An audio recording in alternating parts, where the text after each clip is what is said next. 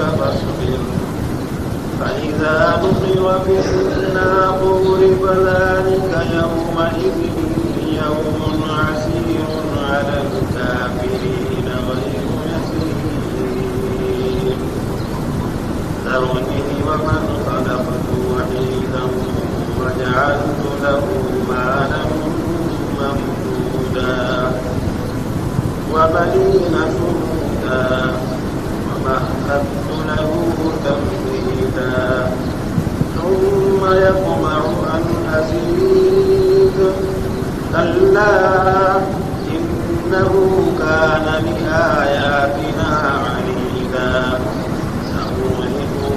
صعودا إنه فكر وقدر فقتل كيف قدر ثم قتل كيف قدر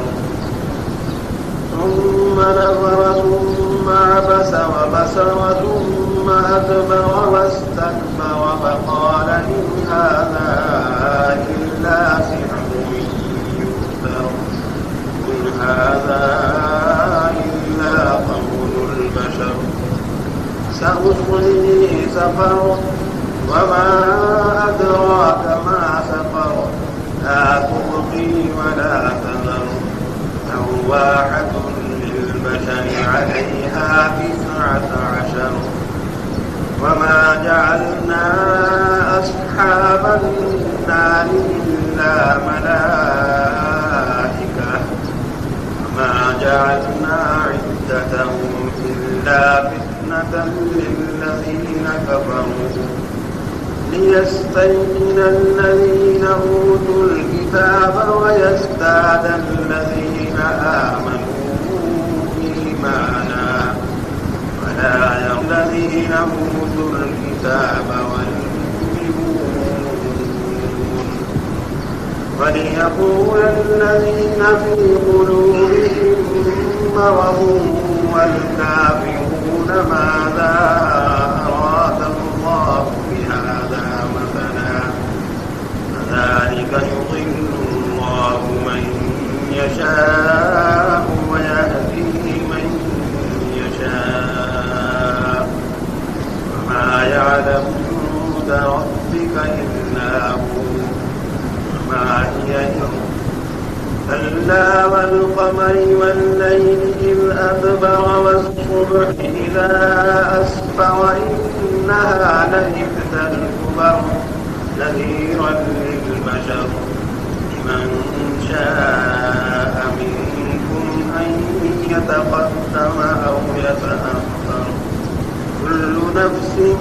بما كسبت رهينة إلا أصحاب اليمين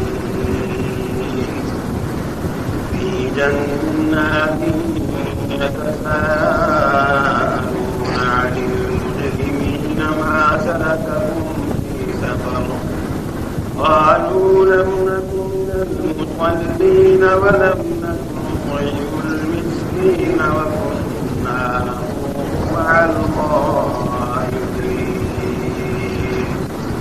وكنا نكذب بيوم الدين حتى أتانا اليقين فما تنفعهم شفاعة الشافعين فما لهم عن التذكرة معرضين كأنهم حمر مستنفرة فرت من قسورة بل يريد كل امرئ منهم أن يؤتى صحفا منشرة كلا بل لا يخافون الآخرة كلا إنه تذكرة فمن شاء ذكره